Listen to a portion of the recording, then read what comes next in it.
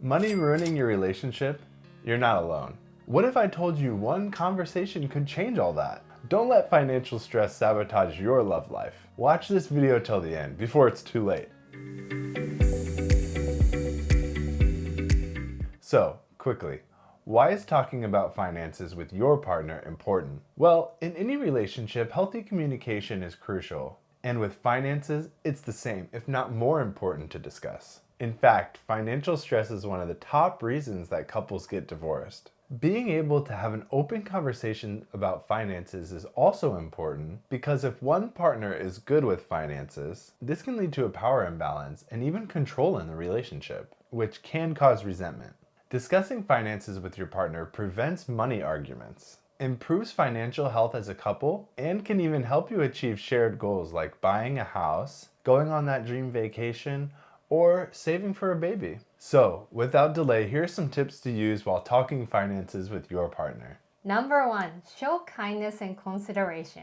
Money conversations can trigger deep feelings of insecurity or shortcomings when it comes to money management. For some people, self-worth might be directly connected to money. So communicating in a way that is honest and clear shows respect for you and for your partner. Phrases like, "Why wouldn't you know this about finances already?" could make it sound like you're better than them. That could result in them shutting down and not being able to have a constructive and positive talk about it. So when speaking about finances, be mindful to detach it from your ego. Even if you and your partner might have different views in debt, earning money, or financial planning. Studies also show that gender has something to do with the financial views, so keep that in mind too. The study from US Bank survey said women value more financial security, but worry more about retirement than men do. Half of the women that responded said they fear they might not have enough for their retirement, versus 32% of men.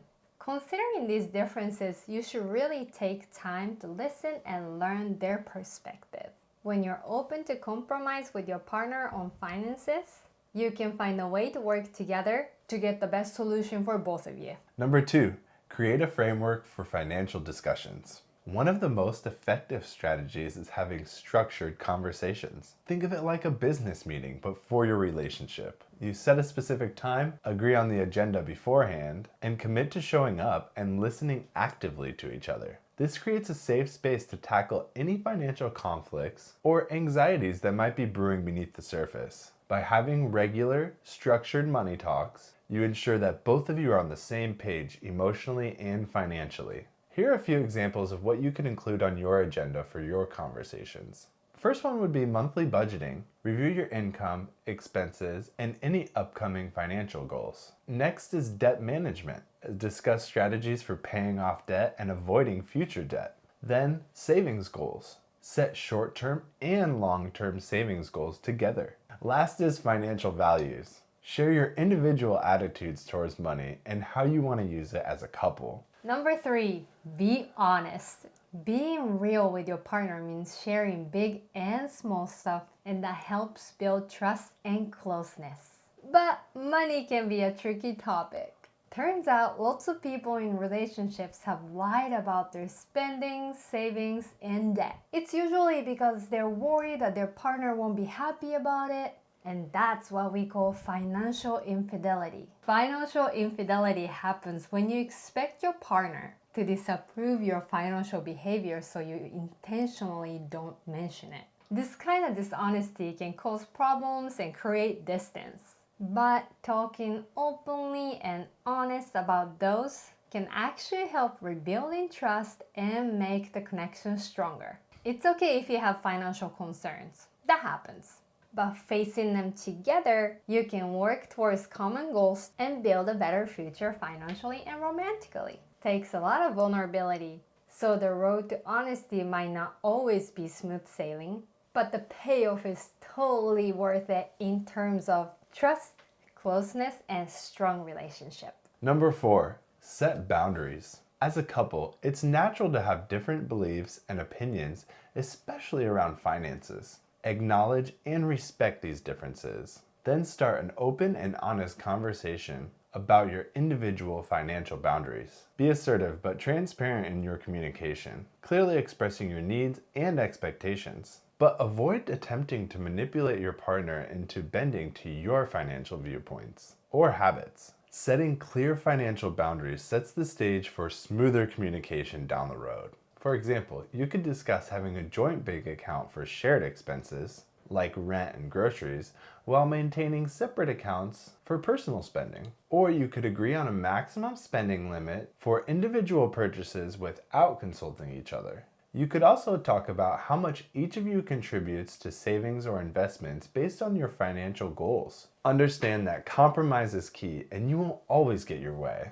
Choose battles wisely, always keeping your partner's boundaries in mind. Focus on the big financial issues that actually impact your financial goals. This could be like overspending, rather than spending too much time on minor expenses that fall within agreed upon limits. Number 5, make the discussion a habit. While it might not seem like the most fun date, setting aside time to talk about finances can really make a difference.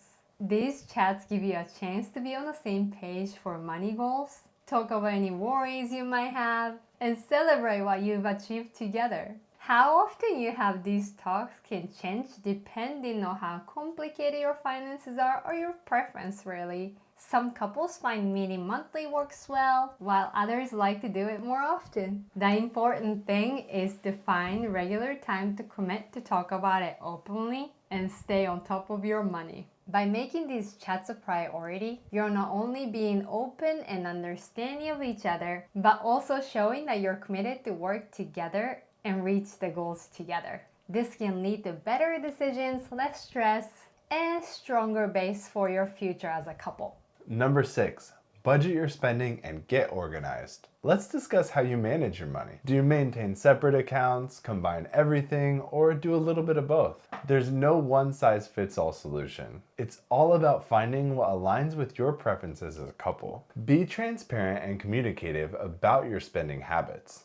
After all, open communication is key to navigating any disagreements about money. Establishing a system is helpful to manage your shared finances. Will you choose to utilize a financial app or just a spreadsheet? Determine what works best for the both of you. Here's a short list of things you need to talk about to get organized on. Responsibilities for bill payments, investments, tax preparation, and other regular financial tasks. Remember, we all possess different strengths and weaknesses. And this extends to financial matters too. Perhaps one of you excels at budgeting, while the other one has a knack for investments. By delegating tasks based on your strengths, you can ensure total coverage of your financial responsibilities. With 6 tips in mind, there are 3 key points on productivity in these conversations. Point 1, create a safe space. Pick a time when you are both relaxed. Choose a specific time frame for your conversation. That means avoid discussing finances when emotions are running high or when you're hungry, tired, or stressed. Sunday mornings might work better than weekend nights after a long day of work. And also make sure you're both well fed and sober. Make sure you're doing this when you both can devote your attention fully to the conversation without distractions like phones or children. That will prevent the talk from dragging on or becoming overwhelming. Number 2, choose a specific topic. Focus on one financial issue at a time. This could be holiday spending, future goals, or major purchases like a new vehicle. Be sure to clearly define the topic beforehand to keep the conversation focused and prevent it from veering off into unrelated areas. Third tip, set a positive goal. Approach the conversation with collaborative mindset, focusing on finding creative solutions and strengthening your relationship. This could involve finding a compromise for recurring financial conflict or creating a plan to achieve a shared goal. Remember, the goal is to not win the argument, but to work together towards a common vision. Some couples avoid having financial conversations because they think it only involves discussing problems. That could not be further from the truth.